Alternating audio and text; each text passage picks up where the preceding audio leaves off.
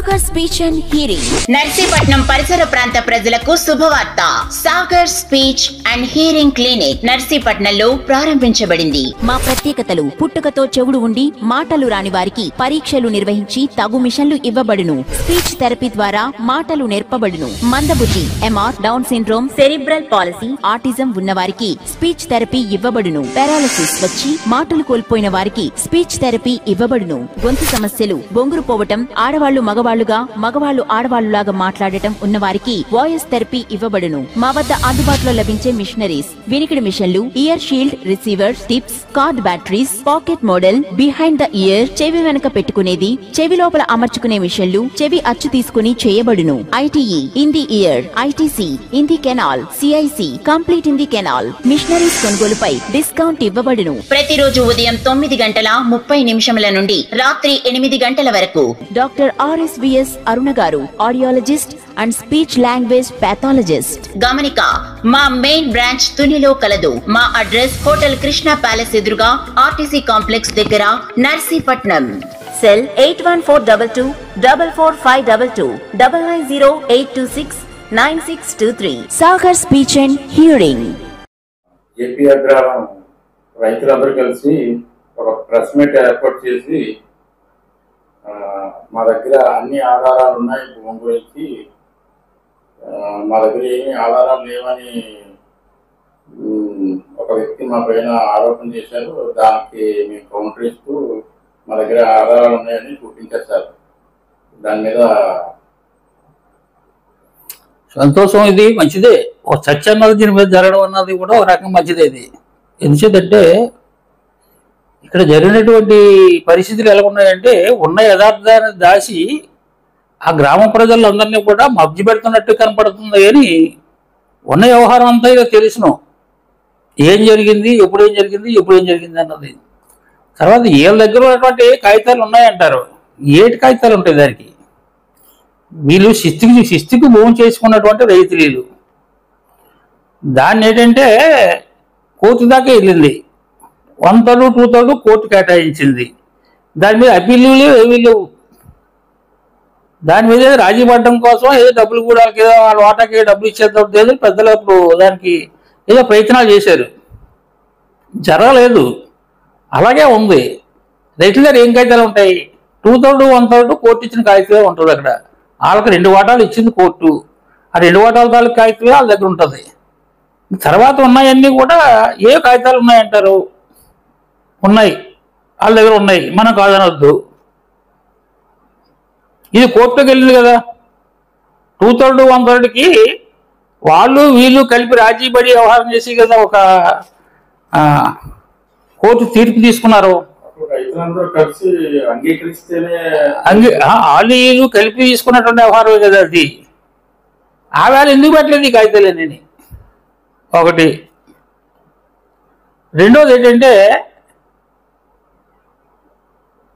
కోర్టులో 1/3, 1/3, 2/3 అన్నటువంటి కోర్టు తీర్పు వ్యవహారానికి ఇద్దరు శిరసాహించారు. ఇద్దరు ఒప్పుకున్నారు. అది ఒప్పుకొని దాన్ని అమలు చేయలేదు. అమలు చేయకపోవడానికి కొన్ని కారణాలు ఉన్నాయి, లేకపోలేదు. వాళ్ళ ఇబ్బందులు వాళ్ళకు ఉన్నాయి. ఏం చేయాలంటే, వంతరులో జానకిరాంపురం రైతులే ఉన్నారు, అందులో ఏపీ అగ్రహారం రైతులే ఉన్నారు. అందులో వాళ్ళు తీసుకెళ్లి 2/3లో యాడ్ చేయడం అంటే జరిగే పని కాదు. అది అదంతా అస్తవ్యస్తంగా ఉంది. కాబట్టి ఏదో రకంగా రాజీ పడాలనే ఉద్దేశంతో అప్పుడు పెద్దలు ప్రయత్నం చేసి ఒకేశారు. రీసెంట్గా ఈ మధ్యనే కూడా ప్రయత్నం చేసి ఒక కొలుకు తీసుకొచ్చాం. ఎలా తీసుకొచ్చాం దాన్ని? వాళ్ళకి 1/3 ప్రకారంగా ఎకరాకి 33 సెంట్లు వెళ్తుంది. అది దాన్ని 20 సెంట్లకే ఒప్పించాం. ఆయన్ని 20 సెంట్లలో వాళ్ళకి ఇచ్చినటువంటి నెంబర్లో, వాళ్ళకి ఇచ్చినటువంటి పాస్బుక్లు, వాళ్ళకి ఇచ్చినటువంటి ఆన్లైన్ కాకుండా పక్కన పెట్టేయని రైతుకి ఇష్టం వచ్చిన దగ్గర ఎకరాకి 20 సెంట్లు ఇవ్వడానికి కోసం అని చెప్పేసి ఒక అగ్రిమెంట్ అయ్యాం. గ్రామంలో ఉన్నటువంటి పెద్దలందరూనూ, అందులో ఒకరిద్దరు తప్పించేసేసి, అందులో ఇప్పుడు ఏది మాట్లాడినటువంటి పెద్దలందరూ కూడా అందులో ఉన్నారు. అందులో శంకర్రావు ఒక్కడే లేడు తప్పించేసి మిగతారు అందరూ ఉన్నారు అందులో. అన్ని పక్షాలు అన్ని పార్టీలు కలిపి మాట్లాడి వ్యవహారం చేసి పొలికి తీసుకొచ్చారు. ప్రజెంట్ ప్రెసిడెంటు, తర్వాత ప్రెసిడెంటు, మాజీ ప్రెసిడెంటు, వారి అంకలో 10 మంది రైతులు, వీళ్ళ అంకలో 10 మంది రైతులు, గ్రామంలో ఉన్న పెద్దలు అందరూ చూపించు 2 వర్గాలను, రూలింగ్ అన్రూలింగ్ 2 వర్గాలు కలిపే అగ్రిమెంట్ అయ్యాయి. అగ్రిమెంట్ అయిన తర్వాత ఇంచుమించు 85 ఎకరాల దాకా అగ్రిమెంట్ ప్రకారంగా చేసుకున్నారు. ఆల్రెడీ చేసుకున్న దాంట్లో అందులో మాజీ ప్రెసిడెంట్ ఏంటంటే 8.5 ఎకరాల దాకా చేసుకున్నాడు ఆల్రెడీ. మాజీ ప్రెసిడెంట్ అంటే రొమ్మల రమణ అన్నటువంటి ఆయన పెద్ద గ్రామానికి పెద్ద 15 సంవత్సరాలు నాయకత్వం చేశాడు. అక్కడ 15 సంవత్సరాలు నాయకత్వం చేసినటువంటి మనిషి ఆయన. ఓ పెద్దల రూపాయలుగా వ్యవహారంగా ఒక అగ్రిమెంట్ అయింది. అగ్రిమెంట్ అయినా వన్ సైడ్ అవ్వలేదు, అది రైతులకు అనుకూలంగా అయింది. అనుకూలంగా అయిందనే ఆయన కూడా 8.5 ఎకరాలు చేసుకున్నాడు. ఇంకా చేసుకోవాల్సిన అవసరం ఉంది. ఇంకా ఆయనకి ఇంకా 4-5 ఎకరాలు 5-6 ఎకరాలు చేసుకోవాల్సిన అవసరం ఉంది ఇంకా ఆయనకి. కానీ ఎందుకు వీళ్ళు దాన్ని పక్కన పెట్టి కోర్టుకు వెళ్ళారు? దీన్ని పక్కన పెట్టి ఎవరో ఒకరిద్దరు కాగితాలు ఉన్నాయి, అవి ఉన్నాయని చెప్పేసి ఇప్పుడు అన్నటువంటి మాటే అప్పుడును. ఇప్పుడు ఏ మాట అయితే కాగితాలు మా దగ్గర ఉంటాయన్నటువంటి మాటలు ఉన్నారో వాళ్ళే కోర్టుకు వెళ్ళారు. ఈ పెద్దలందరినీ కూడా మబ్జీ పెట్టి మళ్ళాను అగ్రిమెంట్ అయినటువంటి పెద్దల్ని మబ్జీ పెట్టి కోర్టుకు వెళ్ళారు. దీన్ని ఇక్కడ నిలుపుదల చేసి జరిగేటువంటి పరిస్థితులన్నీ కూడా ఆపు చేసి వీళ్ళు కోర్టుకు వెళ్ళారు. కోర్టుకు వెళ్ళిన తర్వాత కోర్టు నిరాకరించింది. కొంచెం చిన్న కోర్టు అది, హైకోర్టు. మరి దాని కాగితాలన్నీ పెట్టారు కదా అక్కడ, కోర్టు ఒప్పుకోలేదు కదా. ఆ కోర్టు కూడా వాళ్ళకి అన్యాయం జరిగిందని ఫుల్ బెంచ్కి వెళ్ళారు మళ్ళాను, అది ఒప్పుకోలేదు. మరి అక్కడ పెట్టారు కదా ఈ కాగితాలన్నీ. ఈ కాగితాలన్నీ అక్కడ పెట్టారు, అక్కడే వ్యవహారం చేశారు. ఎవరైతే మేనేజ్ చేసేస్తున్నారంటే అపోహ పెడుతున్నారు. ఇక్కడ కోర్టు మేనేజ్ చేసేది అవుతుందా? అది జరిగే పని కాదు కదా అది. పోనీ ఏదో ఒకటి మేనేజ్ చేసేసారు.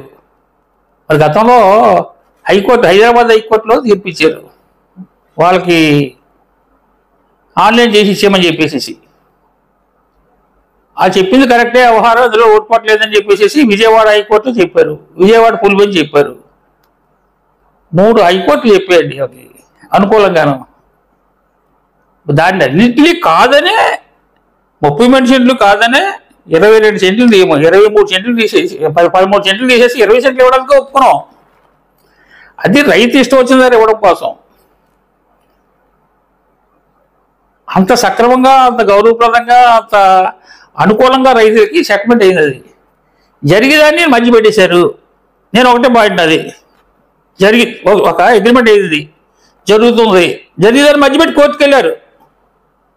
కోర్టు ఒప్పుకోలేదు. వాళ్ళు చెప్పినటువంటి వ్యవహారాలని ఖండించేసింది అక్కడ, కొట్టేసింది అక్కడ. కొట్టినప్పుడు ఏం చేయాలా? మళ్ళా పాత పద్ధతిలోకి వచ్చి వ్యవహారం చేసి దీన్ని వీళ్ళ అగ్రిమెంట్ని మళ్ళీ కంటిన్యూ చేయాలా. ఏవైనా ఆ గ్రామానికి మంచి చేయాలన్నా, ఆ గ్రామంలో రైతులు మంచి చేయాలన్నా, ప్రజలు మంచి చేయాలన్నా వీళ్ళు తీసుకోవాల్సిన నిర్ణయం అది. కానీ ఇక్కడ జరిగే పరిస్థితి ఏంటి? ఇంకా రైతులు మధ్య పెడుతున్నారు. ఇంకా ఏదో ఎంఆర్ఓ తప్పు చేశాడు అని తీసేవాళ్ళ. గతంలో ఎంఆర్ఓ తప్పు చేశాడో ఒప్పు చేశాడో ఎంఆర్ఓ చేశాడు. ఎంఆర్ఓ వాళ్ళకి రూల్ ఉంది, రూల్ పొజిషన్ ఉందని చెప్పేసి ఆయన చేశాడు. తెలుగుదేశం గవర్నమెంట్ ఉందా వేళ, నియోజకవర్గంలో తెలుగుదేశం ఎమ్మెల్యే ఉన్నాడా వేళ, ఆయన హయాంలోనే కదా ఇవన్నీ జరిగాయి. ఏం జరిగింది ఇక్కడ? ఏమైనా ఫ్రాడ్ జరిగిందా? మరి ఫ్రాడ్ చేశారు అనుకుందాం.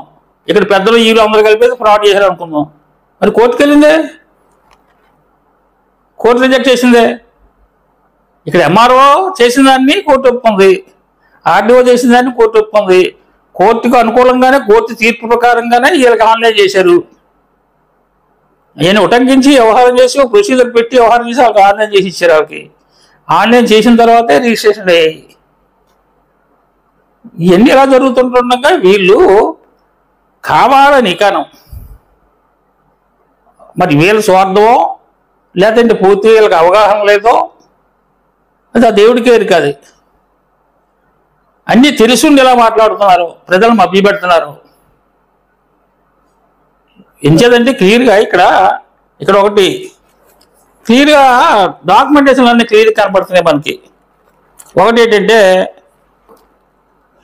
సాగి బుచ్చి వెంకటరాజు అన్న ఆయన కనుమూరు వాళ్ళ కుటుంబాలకు ఇచ్చాడండి. ఇది 461.78 సెంట్లు భూమి రిటర్న్గా రాసి ఇచ్చాడు ఆయన. ఇది సాగి బుచ్చి వెంకటరాజు అన్నటువంటి ఒక రాజుగారు. ఆయన ఏంటంటే ఈ కనుమూరి వారి కుటుంబానికి ఏంటంటే ఇది ఇచ్చాడు. దేవదేపాల నైవేద్యం అవ్వచ్చు, లేదంటే వాళ్ళు ఆలోచన చేసి వాళ్ళు ఎందుకు ఇచ్చాడు మొత్తం మీద ఇచ్చాడు ఆయనకి. అది అప్పటి నుంచి వాళ్ళకి తగలపడ్డది. దాన్ని 1937లో ఈ కనుమూరు వాళ్ళు ఏం చేశారంటే ఏది విశాఖపట్నం వాస్తవ్యుల వారికి ఉన్నవారి కుటుంబం వీళ్ళు వయసులు కొంత భూ అమ్మేశారు వాళ్ళు. అంటే వాళ్ళు కూడా ఇది ఆటోమేటిక్గా చేరారన్నమాట.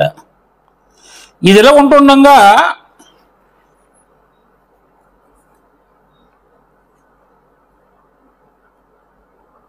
1976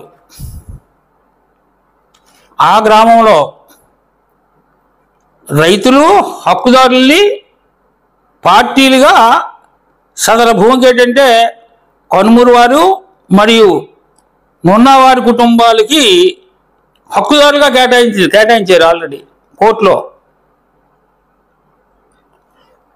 ఆ రిజిస్ట్రేషన్ అమ్మిన వాళ్ళని కొనుక్కున్న వాళ్ళకి కలిపి మిగతా భూమికి ఏమో ఉన్నవారు వాళ్ళు బ్రాహ్మణులు, వీళ్ళు బ్రాహ్మణుల్ని వైశ్యుల్ని కలిపి హక్కుదారులుగా కేటాయించారు. ఇక్కడ ఒక వర్గంగా నాళ్ళే రైతులు ఒక వర్గంగా చూశారు. రైతులు ఒక వర్గంగా చూసి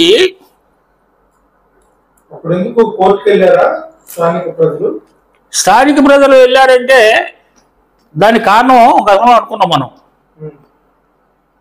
రైతులు ఏం చేశారంటే వాళ్ళు కట్టేటువంటి శిస్తులు కట్టడం మానేశారు. ఎప్పుడైతే శిస్తులు కట్టడం మానేశారో ఆటోమేటిక్గా వాళ్ళు చేయవలసిన పరిస్థితికి ఏమీ లేక వాళ్ళు కోర్టుకు వెళ్ళారు. రైతులు కాదు, ప్రజలు కాదు, హక్కుదారులు కోర్టుకు వెళ్ళారు. కోర్టుకు వెళ్తే కోర్టులో ఏం చేసిందంటే వాళ్ళిద్దరినీ హక్కుదారులుగా చూపించి రైతులేమో సాగుదారులుగా చూపించి అక్కడ కోర్టు 1/3 2/3 అన్నటువంటి ఒక అనుకూలంగా వాళ్ళని వెళ్ళి ఇష్టపెట్టి వ్యవహారం చేసేటువంటి ఒక తీర్పు ఇచ్చింది. 2 వాటాలు రైతులకి, 1 వాటా హక్కుదారులకి అని చెప్పేసి అది తీర్పు ఇవ్వడం జరిగింది. అది ఎప్పుడు ఇచ్చింది అన్నది ఆటోమేటిక్గా క్లియరెన్స్ ఉంది. అది ఆ తీర్పు కూడా ఆల్రెడీ ఎప్పుడు ఇచ్చింది అన్నది కూడా క్లియరెన్స్ ఉంది. అది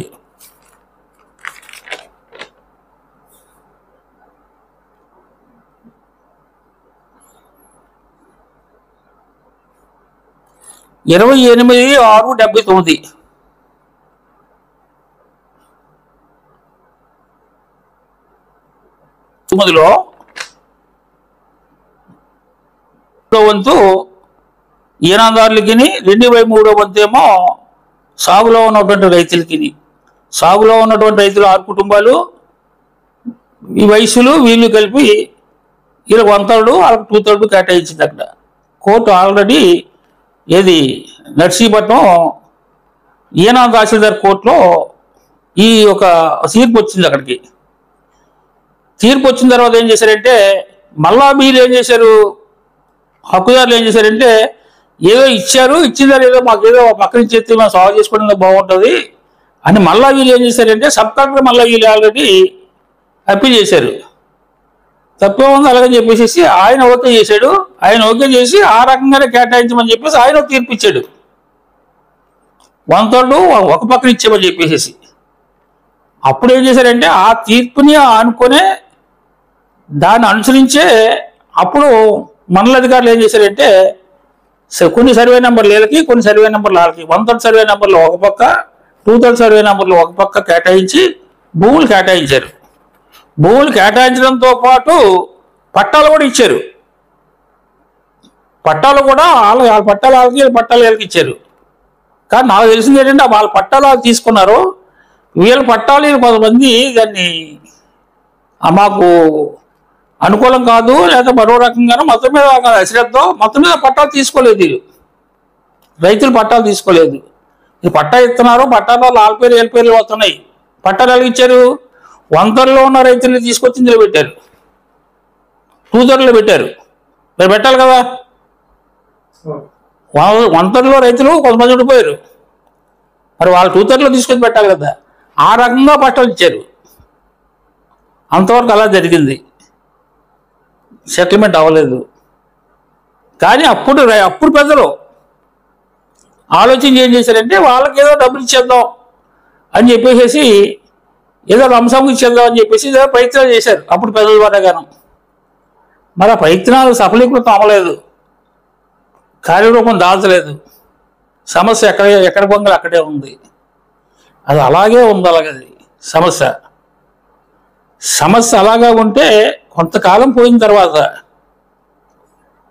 మళ్ళీ దీన్ని ఏదో రాజ్య మార్గాల కోసం ప్రయత్నం చేయడం, అది సక్సెస్ అవ్వకపోవడం, మళ్ళీ ఆటోమేటిక్గా వాళ్ళు ఏంటంటే ఈ రాజుగారిని మళ్ళీ పట్టుకోవడం, ఆ రాజుగారికి మళ్ళీ ఖరీదుకి అమ్మేయడం. రాజుగారి బాధ్యత పడి ఏం చేసేటంటే వాళ్ళ పేరున పట్టాలు ఇచ్చేలాగా, వాళ్ళ పేరున ఆ పాస్బుక్ ఇచ్చేలాగా ఆయన కార్యక్రమం అంతా కూడా మూవ్ చేసేటమాట. అది కూడా ఏ తేదీని ఎప్పుడు ఏం చేశారు అన్నది కూడా ఇందులో క్లియర్గా ఉంది. అది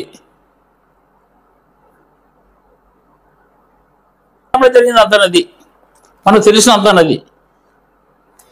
ఎంఆర్ఓ గారు పట్టాలి పాస్బుక్ ఇవ్వడం, అది ఆయన ఏంటంటే ఏది ఇక్కడ ఆర్డీఓకి ఏమో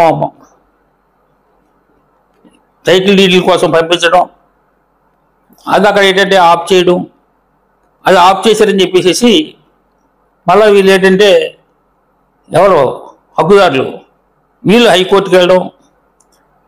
అప్పుడు హైకోర్టు అది హైదరాబాద్ హైకోర్టులో ఆల్రెడీ వాళ్ళకి అనుకూలంగా తీర్పు రావడం, ఆ తీర్పుని అనుసరించే మళ్ళీ వీళ్ళు ఏంటంటే ఆ భూములన్నింటి కూడా వాళ్ళ భూములన్నింటి కూడా ఆన్లైన్ చేయడం అన్నటువంటి ఒక పరిస్థితి జరిగింది అప్పటికి. అలాగా దాన్ని అప్పుడు ఏం చేశారంటే కొన్నటువంటి రాజుగారికి వాళ్ళు షేర్ డీటెయిల్ రాసుకోవడం, అది రిజిస్ట్రేషన్లు అయ్యి ఆన్లైన్ చేసుకున్నారు. అక్కడ కూడా ఆగింది అలాగది. ఆ గవర్నమెంట్లో తెలుగుదేశం పార్టీ గవర్నమెంట్లో ఈ ఎమ్మెల్యే ఉంటుండగా ఈ గవర్నమెంట్ ఉంటుండగా జరిగినటువంటి ఇష్యూ అలా అంతవరకు జరిగింది. అది ఆ కార్యక్రమం అంతా కూడా అప్పుడే జరిగింది అలాగది. దాన్ని ఎవరు మనం దాన్ని తప్పుపడడానికి ఇక్కడ అవకాశం ఉంది? వీళ్ళ దగ్గరే ఉన్నటువంటి కాగితాలు ఏమంటే మరి హైకోర్టు అవకాశం ఉంది. అప్పుడు కలెక్టర్ గారు ఉన్నారు, అప్పుడు కలెక్టర్ ఆఫీసులు ఉన్నాయి, అప్పుడు మండల ఆఫీసులు ఉన్నాయి, అప్పుడు ఎమ్మెల్యేలు ఉన్నారు, అప్పుడు ఆ ఎమ్మెల్యే ఉన్నాడు, అప్పుడు ఆ గవర్నమెంటే ఉంది, ఇప్పుడు ఆ ఎమ్మెల్యే ఉన్నాడు, ఆ గవర్నమెంటే ఉంది. మరి కాగితాలు ఏటున్నాయని పట్టుకెళ్ళి వ్యవహారం చేస్తే కోర్టు తీర్పు అయిపోయిన తర్వాత ఈ కాగితాలు పట్టుకెళ్ళి ఈవేళ ఎంఆర్ఓ గారి దగ్గరికి వెళ్తారు, ఎంఆర్ఓ గారు పాస్బుక్ ఇచ్చారు, కలెక్టర్ గారి దగ్గరికి వెళ్తారు, ఆ కలెక్టర్ ఆ వేళ ఉన్నాడు, ఆ కలెక్టర్ కాకపోతే కలెక్టర్ ఉన్నాడు కదా, కోర్టుకు వెళ్తారు, ఆ కోర్టులో ఉన్నాయి కదా, ఆ కోర్టులే కదా, ఆ తీర్పులో ఆ వ్యవహారాలు కదా. మళ్ళీ రొటీన్ వ్యవహారం ఇదంతా చేస్తున్నారంటే ఇదంతా తెలిసి చేస్తున్నా తెలియజేస్తారు. రేడు మళ్ళా కొత్తగా రెడ్డి వచ్చాడు మొదలెట్టాడు అన్నటువంటి పద్ధతిలో ఇప్పుడు ఆ సామెతలు ఆ కథలు అన్నీ కూడా ఇప్పుడు ఇలా గుర్తొస్తున్నాయి.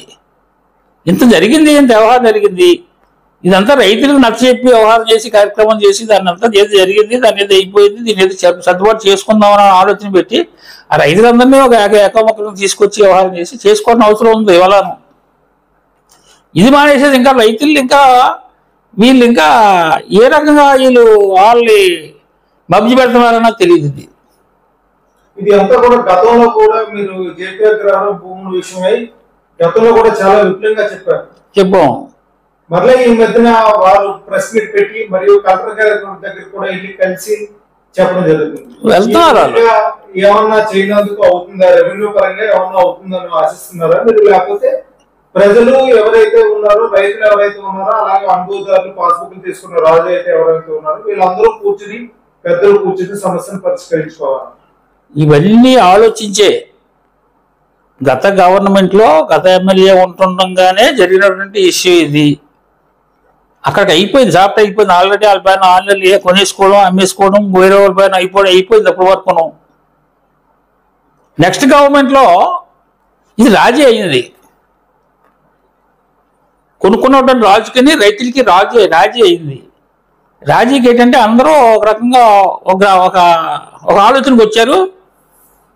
అదేంటంటే రైతులకి ఎక్కడ భూ అంటే ఇవ్వాలి మీరు, ఒక ఎకరాకి 33 సెంట్లు ఇవ్వాలి కాబట్టి 13 సెంట్లు మీరు ఉంచేసుకొని 20 సెంట్లు ఇవ్వాలని చెప్పేసి ఒక అగ్రిమెంట్ అయింది. అగ్రిమెంట్ ప్రకారంగా జరిగింది. అక్కడ 85 ఎకరాలు ఆల్రెడీ ఆన్లైన్ అయింది రైతులకి.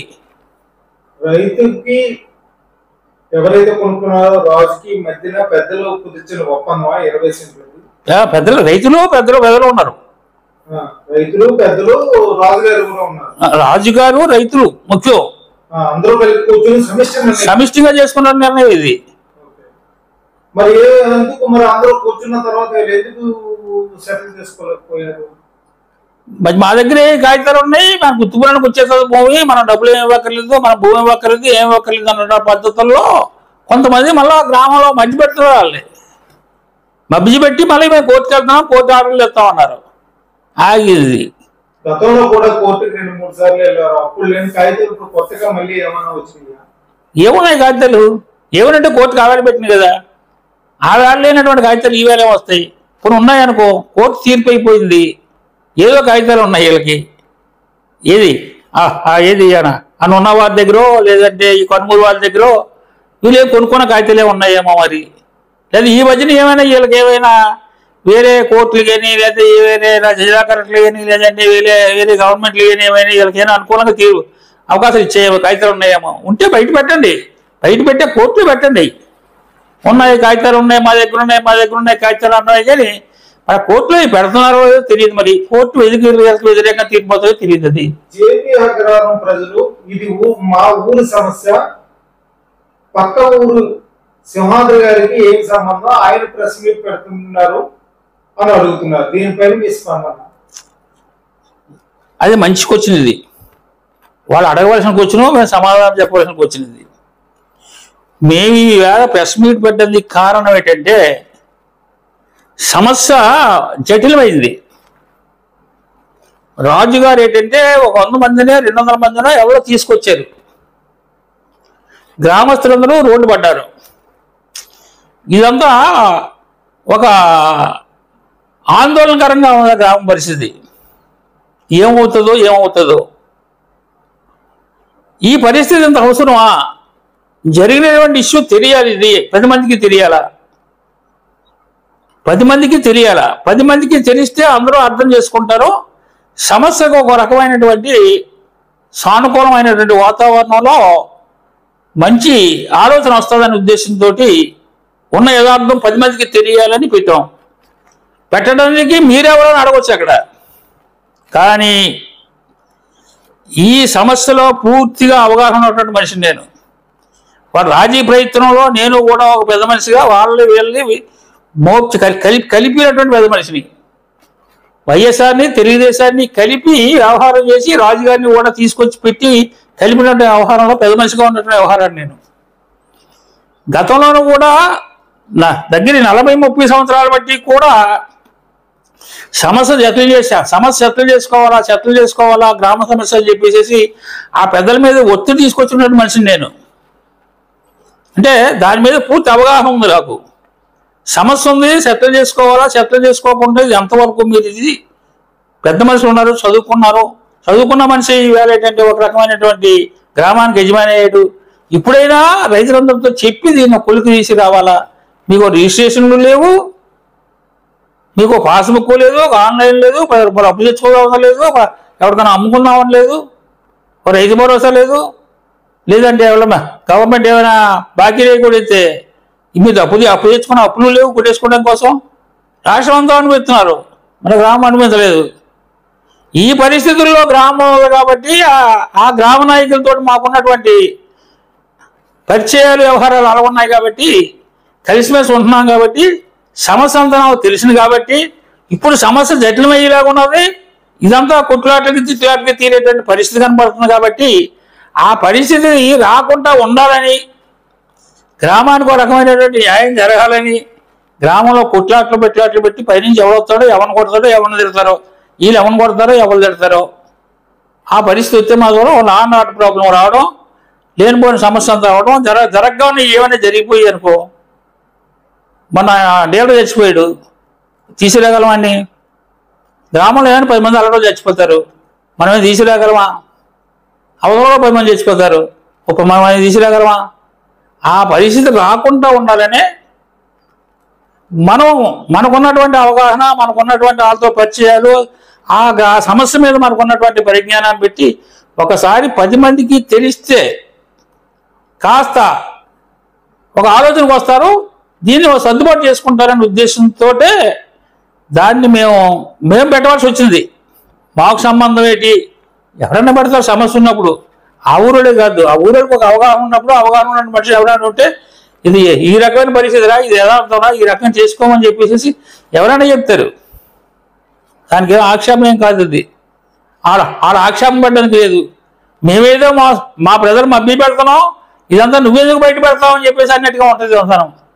వాళ్ళ ఉద్దేశం యాక్చువల్గా ఎవరైతే భూమి పన్న రైతు ఎవరైతే ఉన్నారో రావులపాలెం చెందిన రాజు గారు, మీరు పెట్టిన ప్రెస్ మీట్ ఆయన పెట్టవచ్చు కదా, ఆయన చెప్పొచ్చు కదా, ఆయన పెట్టలేదు, మధ్యలో ఈయన పెడుతున్నారు కాబట్టి ఏంటి దాని అర్థం అనేది మీతో ట్రావెల్ చేసిన వాళ్ళు, మీతో ఉండే ఆ రోజు చేసిన నాయకులు వచ్చిన సార్. అది దానికి రాజుగారు ప్రెస్ మీట్ పెడతారో లేదా ఏం పెడతారో అన్నది మనకు అనవసరమైన వ్యవహారం. అది ఆయన కొనుక్కున్నాడు, నాది భూమి, నా భూమి నాకు ఉంటుందన్న ఉద్దేశంతో ఆయన ఆలోచనలు ఆయనకు ఉంటాయి. ఇక్కడ సమస్య వస్తుంది కాబట్టి, రాజుగారికి రైతులకి సమస్య వస్తుంది కాబట్టి, సమస్య జటిలం అవుతుంది కాబట్టి, ప్రమాదాలు జరగడానికి అవకాశాలు ఉన్నాయి కాబట్టి ఇది రాకూడదు, గ్రామంలో రాకూడదు, 10 మందికి తెలియాలా, తెలిస్తే ఆటోమేటిక్గా అంతా కూడా కొలుక్కు వస్తుంది, ఓ పొందుకవుతుందనే ఉద్దేశంతో తీసుకున్నటువంటి మా నిర్ణయం ఇది. జేపీ అగ్రహారం గ్రామం మీద మీకు పూర్తి అవగాహన ఉంది, ఆ భూముల విషయమై పూర్తిగా మీకు అవగాహన ఉంది, వాళ్ళతో పాటు కూర్చుని మీరు సెటిల్మెంట్ చేశారు కావాలి, మరియు కోర్టు విషయాలు కూడా మీకు పూర్తి అవగాహన ఉంది. ఆ ఊర్లో ఎటువంటి లాభ సమస్య వచ్చినా సరే ఇబ్బంది పడతారు, ప్రజలు ఇబ్బంది పడతారు, మా ప్రాంతం మనుషులని మీరు అంటున్నారు. మరి ఈ సమస్యని అటు కోర్టు ద్వారా ఆల్రెడీ సెటిల్ అయింది, వీళ్ళు ఇప్పుడు కలెక్టర్ కార్యాలయం చుట్టూ తిరుగుతున్నారు, ఒక పక్కన మీరు ప్రస్తావిస్తూ మీరు ప్రెస్ మీట్ పెడుతూ చెప్తున్నారు. అయితే ఈ సమస్య ఏ విధంగా అయితే సెటిల్ అవుతుందని మీరు అనుకుంటున్నారో చెప్పండి. ఇది ఆల్రెడీ తహసీల్దార్ అయిపోయింది, ఆర్డీఓ అయిపోయింది, కలెక్టర్ అయిపోయింది, హైకోర్టు ఇది మన నర్సీపట్నం ఏనాం తహసీల్దార్ అయిపోయింది, నర్సీపట్నం సబ్ కలెక్టర్ అయిపోయింది, హైదరాబాద్ హైకోర్టు అయిపోయింది, విజయవాడ హైకోర్టు అయిపోయింది, విజయవాడ ఫుల్ బెంచ్ అయిపోయింది. ఇన్ని తీర్పులు, ఇన్ని వ్యవహారాలు జరిగాయి. ఇప్పటికి ఇంకా ఏమైనా ఉంటే సుప్రీంకోర్టు ఉంది, ఇంకా ఏమైనా ఆశ ఉంటేనే. నాకు తెలిసి అయితే, నాకున్న అవగాహన ప్రకారంగా అయితే సుప్రీంకోర్టులో ఇది కేసు నిలబడదని చెప్పేసి నాకు పూర్తి నమ్మకం. ఏం చేయాలంటే A to Z అంతా వాళ్ళకి అనుకూలంగా ఉంది కదా. ఫస్ట్ ఒక అసామి ఇచ్చారు ఆయనకి, వాళ్ళు ఇంకొకరు కొంత అమ్ముకున్నారు, వాళ్ళు కోర్టుకు వెళ్ళారు, 1 తెచ్చుకున్నారు, వాళ్ళు వీళ్ళు కలిపి అది అమలు చేసుకోలేదు. వాళ్ళకు ఉన్నటువంటి 1/1 తాలూకా భూములన్నిటికీ కూడా వాళ్ళు పాస్బుక్ తీసుకున్నారు, ఆన్లైన్ చేసుకున్నారు, దాంతో సిస్టమేటిక్గా చేసుకుంటాం జరిగింది. అది ఉన్న సమస్య అంతా ఏంటి, వాళ్ళ భూముల్లో రైతులు ఉండిపోయారు. ఆ సమస్య జతులు ఏంటంటే రైతులకు ఉండిపోవడంతో, అందులో ఈ రైతులు పైకి వెళ్ళాలంటే ఎలాగా, ఆ జట్లు అక్కడ ఉండిపోయింది. మిగతా 2/3 ఇప్పుడు ఉన్నటువంటి రైతుల్లోకి వెళ్ళాలి వీళ్ళు. అదంతా పెద్ద సమస్య కాబట్టి ఏదో రూపాయి ఇచ్చి ఏదో సెటిల్మెంట్కి అనుకూలంగా చేస్తే మంచిదనే ఉద్దేశంతో మేము తీసుకున్నటువంటి ఆయాల ఒకసారి కాదు 20-30 సార్లు కూర్చున్నాం. ప్రతి సమస్య ప్రతి మీటింగ్లోనే ఉన్నాను. వీళ్ళు అనుసంధానం చేసి కార్యక్రమం చేసి కూర్చోబెట్టి వ్యవహారం చేసి ఒక రకంగా కొలికి తీసుకొచ్చినటువంటి పాత్రలో నేను ఒక నదులో. అంచేతండి వీళ్ళు ఏదో ఉన్నాయి కాగితాలు, మళ్ళీ ఏదో వస్తుంది, మళ్ళీ ఏదో చేస్తుంది, మళ్ళీ ఎంఆర్ఓ తీసేయండి, కలెక్టర్ తీసేయండి, ఆ కోర్టుని తీసేయండి, ఈ కోర్టుని తీసేయండి అని చెప్పేసి కబుర్లు చెప్తుంటే అది ఎలా మనం ఆలకించాలో ఎందుకు ఆలకించాలో అర్థం కాలేదు. గ్రామ స్థాయిలో నాయకులు అందరూ కలిపి, అలాగే ఎవరైతే పట్టాదారు పాస్ పుస్తకం తీసుకున్న రాజు ఎవరైతే ఉన్నారో పెద్దలందరూ కలిపి తీసుకున్న సమిష్టి నిర్ణయం కూడా ఈ రోజు ఈ స్థాయిలో మళ్ళీ డిస్ట్రిబ్యూట్ అవనందుకు కారణం ఏంటి? కారణం ఏంటంటే మానవుడికి ఒక ఆశ. ఇప్పుడు ఏంటన్నారు అక్కడ, మా దగ్గర కాగితాలు ఉన్నాయి, మీరు ఎవరో చెయ్యొద్దు, మేము కోర్టుకు వెళ్తున్నాము అంటే ఆగారు. అక్కడ జరిగినటువంటి రాజీ ప్రయత్నాన్ని 85 ఎకరాల దాకా చేసుకున్నారు. ప్రాసెస్ అవుతుంది, ప్రాసెస్ ఆపారు. అక్కడ కోర్టు అయిపోయింది, లేదు కోర్టులో పెండింగ్ ఉంది.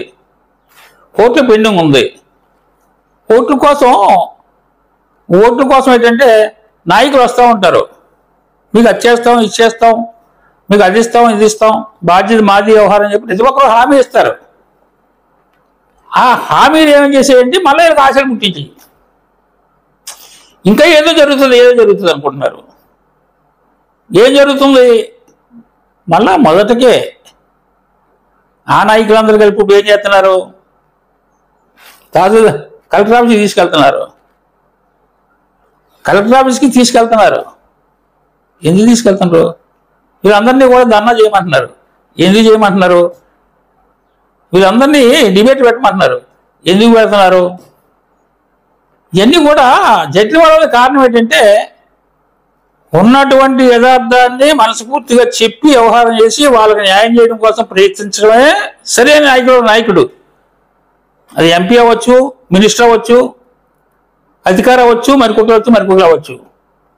మబ్జీ పెట్టి మళ్ళీ వీళ్ళందరినీ మబ్జీ పెట్టి వ్యవహారం చేసి కార్యక్రమం చేస్తా ఉంటే ఏ ఆలోచనలు జరుగుతున్నాయి ఇవన్నీ అన్నటువంటి ఒక రకమైన పరిస్థితుల్లో ప్రతి ఒక్కరికి కూడా అనుమానాలు వస్తున్నాయి. ఇప్పుడు ఎంచేదంటే ఆ రాజుగారు లీకిస్తున్నారు.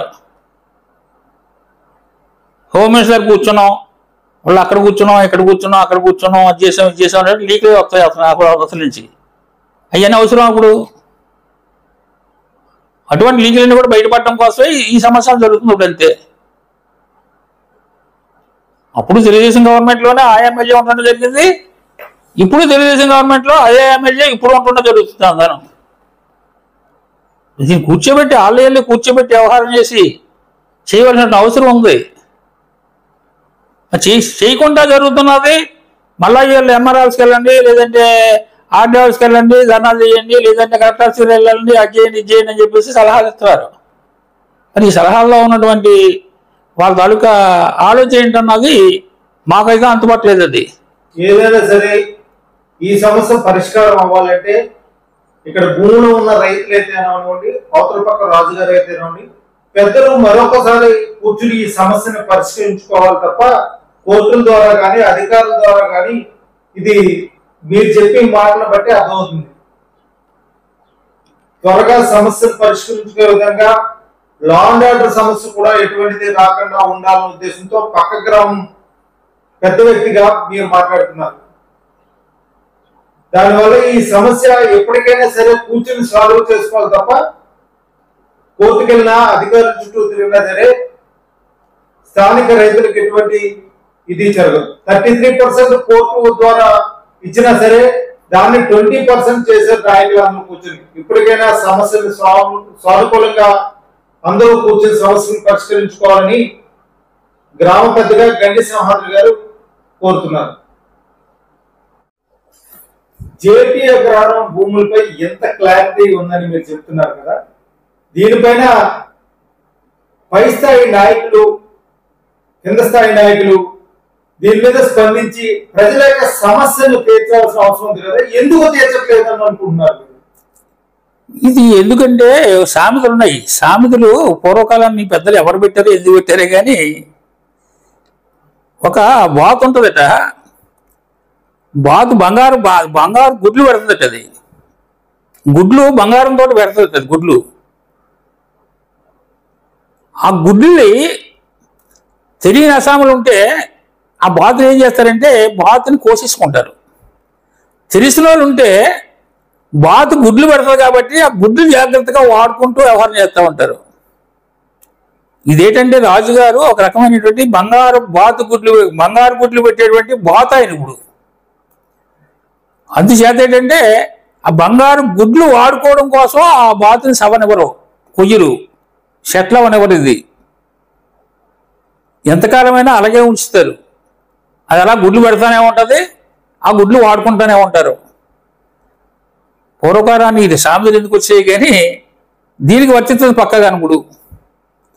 ఆ బంగారం బాతు రాజుగారిని ఏంటంటే సమస్య ఎట్లా అనేవారో ఆ సమస్య క్లియర్ అయిపోతే ఇక బాతు లేదు, గుడ్లు లేవు.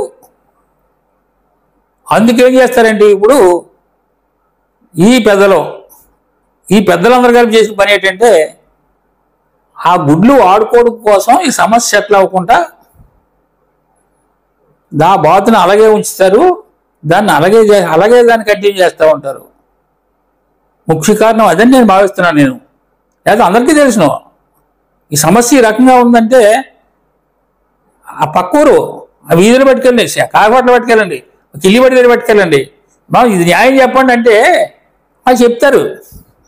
చిన్న ఆడపిల్ల స్కూల్కి వెళ్ళి పిల్లలు చెప్తుంది, పనిలో పోయి ఆడపిల్లలు చెప్తారు. తలబండి ముసలం దగ్గర పెట్టుకెళ్ళండి సమస్య, ఇందులో న్యాయం చెప్పండి అంటే వాళ్ళు చెప్తారు.